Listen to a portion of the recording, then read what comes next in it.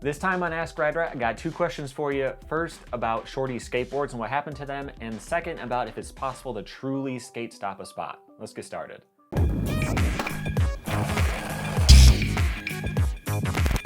Welcome to Rad Rat Video, where I talk about topics from all over the skateboarding world, from video games to trick histories to anything that you ask me on this series, Ask Rad Rat. Subscribe so you don't miss anything coming up in the future. So, first question for you today.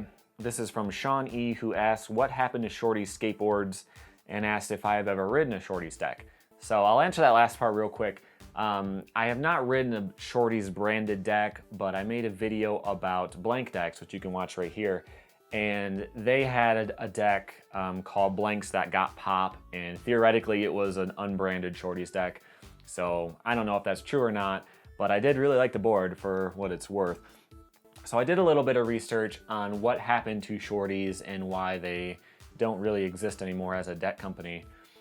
So the owner, Tony Bialos,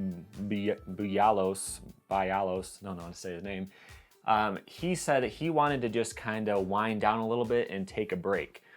He liked making graphics and things like that, so he wanted to just focus on that, just doing more team boards and things like that. But what happened was people started thinking that they already had gone out of business. They'd ask him whatever happened to Shorty's while he's still making decks. And so that kind of became the truth, is what it sounded like from his press release I read. They just kind of lost the public eye. So he was thinking, because their parent company makes grip tape and hardware and bushings, all kinds of other stuff, that they wouldn't have to be a big force in skateboarding. People would remember that Shorty's is a thing, and they wouldn't have to push marketing and all that much. But he was apparently wrong in that. So when he slowed down, kind of got rid of the pros and that kind of stuff, the company just kind of died out. And that press release was from 2011. Now on their website right now, you can still buy like stickers and hardware, grip tape, that kind of stuff, t-shirts and all that. And there is a section for skateboards, but it says sold out. So I don't know how long it's been like that. I don't know if they're leaving that door open to maybe start making boards again. The thing is, since they are still making all that other stuff still, it's not like they'd have to, come back into business. They're still functioning. They would just have to turn the board machines back on, So we'll see if that ever happens or not, but that's what happened to them at least. All right, my second question is from Anklepants Skate Zine, who asks, is it possible to make a spot 100% non-skatable? So he's talking about, if you put knobs on a ledge, you could still do footplants on it. You could still find a way to skate it. And so the question is it possible to make a spot completely unskateable? And I'm not sure if that's true, but I have given this a lot of thought. At one point, I thought it'd be kind of interesting to start a consulting firm for building designers, architects and things, where I would look at their plans and tell them, kids are gonna skate this, you should do this instead. And I don't know if there's any marketing room for that, but I thought that was kind of an interesting idea. And some of the things I came up with that you could do, first would be the way that the pavement is. So like the run and the landing of a potential spot. Let's say there's, a 6 set with handrails on it, okay? Just for argument's sake. What you could do is have the sidewalk, like the cracks at an angle, so it's kind of like diamonds instead of squares. And there's this place where I live, there's like a strip mall, and there's all these little stair sets, just a couple of stairs, but there's like handrails, really mellow, kind of low handrails. Seems like they would be skated, but there's no wax or anything on them. And the reason why, I think, is because it's got really deep cracks on the sidewalk, and they're at an angle. So on a regular sidewalk, it hits both wheels at the same time, and you can kind of time it out and kind of get into the flow. But when they're at an angle, this wheel hits first and then that one, and you can get caught in those really easy. So that sucks. You put that in there, or you could do like pavers, like having just like circles of concrete with grass around them, and like build pavers to the spot. That would be unskateable.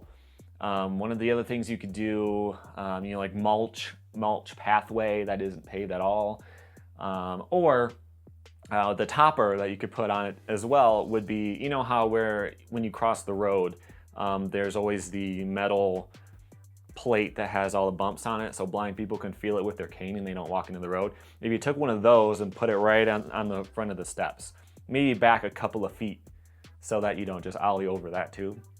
Move it back a little bit, and that would be really annoying.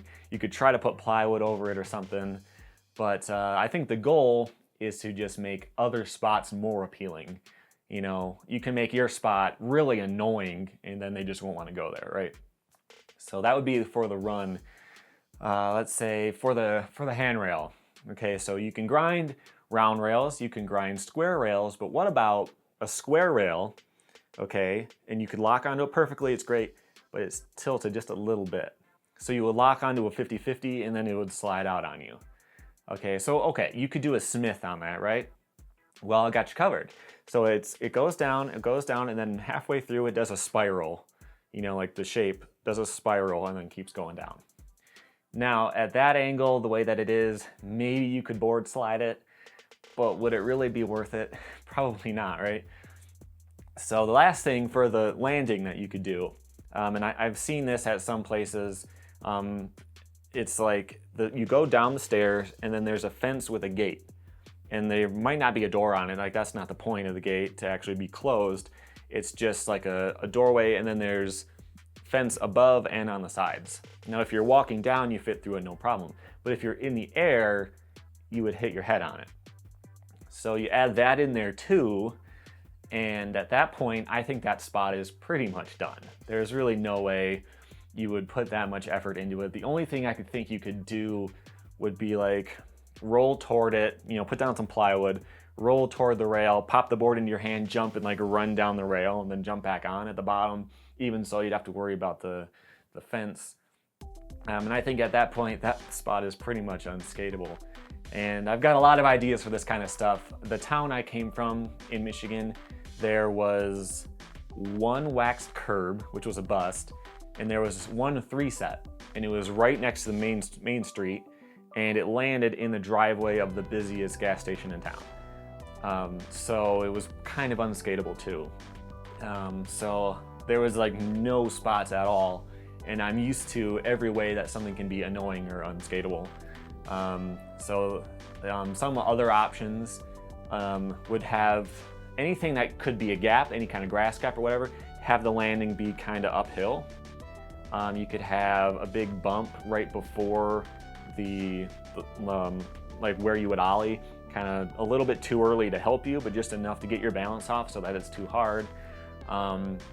You could have all kinds of things. So I think it's definitely possible to make something completely unskateable, and it would be potentially kind of lucrative if you started a business in San Francisco or something where you would consult and tell people how to make their spots unskateable. Because all the knobs and stuff, you can cut those off if you try hard enough. The stuff they're doing now isn't really cutting it, but it is definitely possible. So that's it for this time.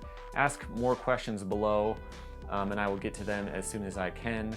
Here are some more videos that I did recently that you might want to check out, and don't forget to subscribe so you don't miss videos like this in the future. Thank you for watching.